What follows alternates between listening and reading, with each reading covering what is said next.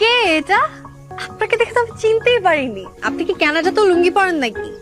না না, this is the first time. আমি আসলে লুঙ্গি পরতে পারি না, চাচা এনে দিল।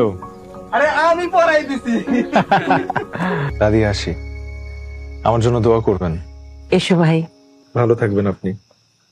একদিনে মনটা খারাপ করে দিয়ে গেলে, আবার এসো। ফিয়া মানিল্লাহ।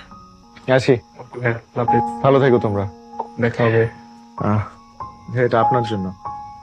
ভাইজান, আমি টাকা নেব না, যদি পারেন আমার করে ডলার দেন। ডলার দিয়ে আপনি কি করবেন? মানে কোথায় খরচ করবেন বা কোথায় ভাঙাবেন?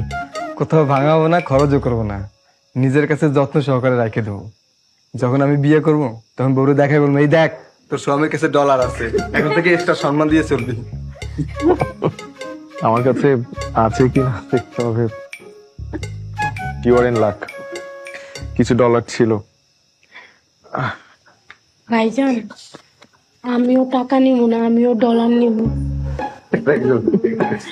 এই নেন। ছেলেটাকে কিন্তু আমার খুব পছন্দ হয়েছে। আমার মন বলছে ওর মনটা তো দাদার মতো অনেক বিশাল সুন্দর। ও তোকে অনেক ভালোবাসবে রে, তোর দাদা যেমন আমাকে ভালোবাসতো সেই রকম।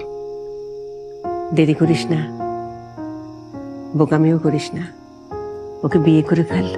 যা যা, সাবধানে যাস। আসছি।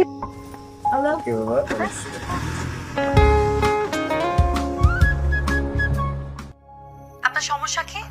আপনি বিদায় না নিয়ে চোরের মতো নামলেন কেন? আপনি বাচ্চাদের মতো ঘুমাচ্ছিলেন দেখে ভীষণ মায়া লাগলো, তাই আর ডাকতে ইচ্ছা হয়নি। আচ্ছা, আপনি কি সবসময় মানুষকে তেল দিয়ে কথা বলেন? আমি আবার কখন কাকে তেল দিলাম? সব সময় বলেন, মাত্রও বললেন।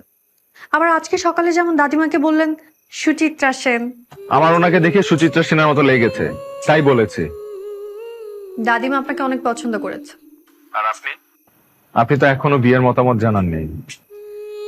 আমি আসলে এখনো শিওর না। আমার 2টা শর্ত আছে। আপনি যদি আমার 2টা শর্ত মেনে নেন তাহলে আমি ভেবে দেখতে পারি। আমি আপনার সব শর্ত মেনে নেব, বলেন। এখন না, লিখে জানাব। হ্যাঁ, তাহলে টেক্সট করেন। না, এখন না।